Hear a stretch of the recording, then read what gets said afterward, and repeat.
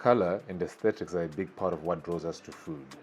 Today, we're making a simple bread recipe that is tweaked slightly to introduce some interesting visuals. To begin, whisk together 315 grams of bread flour, 7 grams sugar, 5 grams salt, and 5 grams of baker's yeast. After whisking, weigh and set aside 166 grams or half of your dry mix in another bowl. To bowl number 1, we're going to add 8 grams of sunflower oil and 105 milliliters of lukewarm hibiscus tea. Whisk the liquid into the dry mix until it's no longer easy to do, and then you just continue by mixing in with your hands, eventually dumping all the dough onto a clean countertop. Continue kneading the dough until you fully incorporate the dry flour mix in and the dough comes together as a smooth, elastic ball. Set the dough aside in bowl number 1 while you repeat the process with dough number 2, this time swapping the hibiscus for lukewarm water instead. Once both doughs are made, pop them into a container together, cover with clingfilm, and allow the yeast to do its magic for a few hours. The hibiscus dough will grow at a much slower rate, so ferment both doughs until the purple one has doubled in size. Briefly knock out the air from the white dough by kneading back into a smooth ball.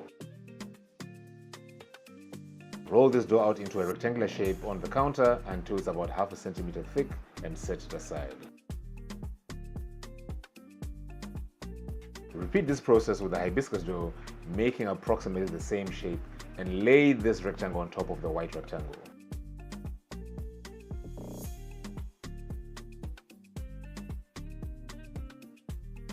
Roll both doughs together along the long edge of the rectangle, forming a thick sausage shape. You can elongate the sausage shape by gently bouncing the dough on the counter while you stretch the ends away from each other. This will lead to thinner but more frequent layers of color later, so work according to your preference here. Tightly coil the sausage into itself, and finally press down the coil and roll the dough into a more cylindrical shape by hand. Rest the dough in a greased loaf tin and cover with cling film again.